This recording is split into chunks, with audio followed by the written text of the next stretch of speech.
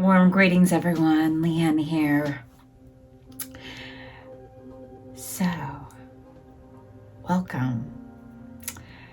This week's discussion is about the power of altars, and I don't often share my altar with many, but I wanted to give you a little peek in what you see behind me is a piece of my altar.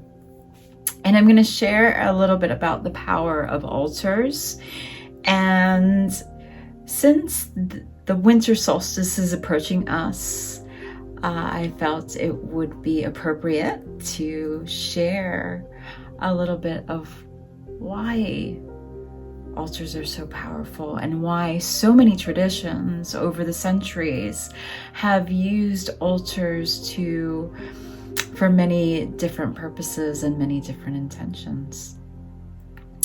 And so in the Hebrew language, altar means a place of surrender. This is a place where you can allow yourself to let go of life's issues, connect with the divine who can empower you and help sort out life's obstacles. It's a sacred space, a sacred place to bring offerings to God, perhaps your spirit guides, and those who are part of your spiritual team. For me, I have several altars, and they represent multiple things. I have a prayer altar. I also have a specific tradition that I follow altar. I also have a spirit guide altar, and I believe I said ancestral altar, but if I didn't, an ancestral altar. And they all play a beautiful part in my life, and they are a place where I can go for respite. And they have different energies and different intentions. And an altar can be man-made or natural materials. So you can make them in man-made. And they exist in many different religions.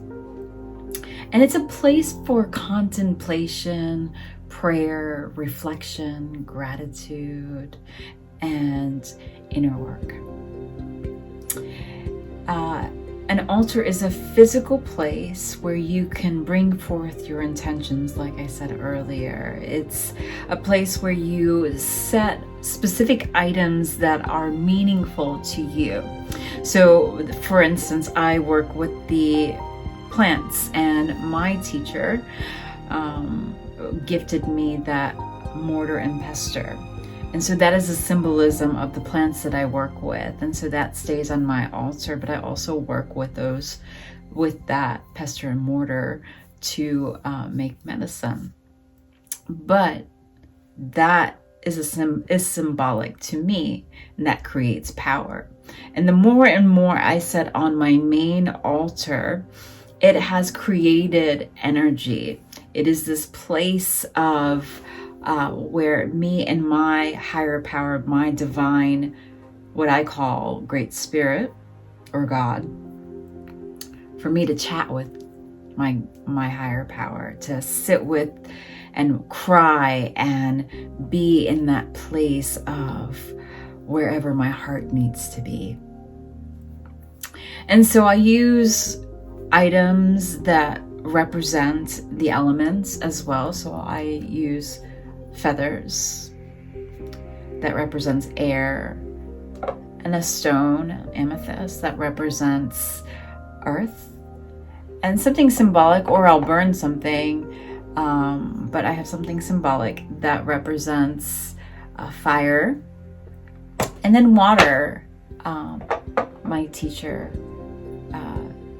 made this, and it's Hurricane Ian's water, so I leave this on my altar, which represents water, and a couple of other things. So these are the elements that I put on there, and they create power. They create energy, because we are made of energy. We are made of all of these elements. So combined together, they amplify. And then you have all those other altars that I just created a ancestor altar. So I call in my healed ancestors, and I have been working with them to create a relationship, to get information that will help me to gain clarity as to not only taking from them, but giving back, offering them what they may have loved back in when they were being brought up, such as tobacco or corn or things from my culture. So as I sit in my ancestral altar, I sit there to create this relationship, which gains power as well.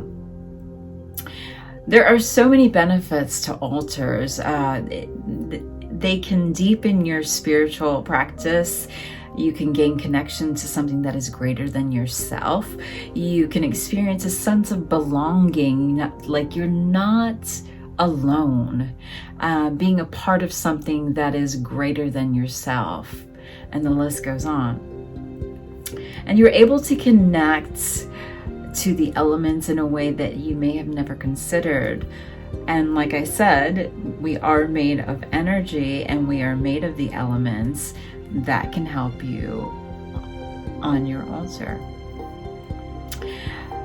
Creating an altar is a way for feeling a connection to the spirit world when you're feeling disconnected. It's an effective way to connect to the spirit world that helps you to feel connected.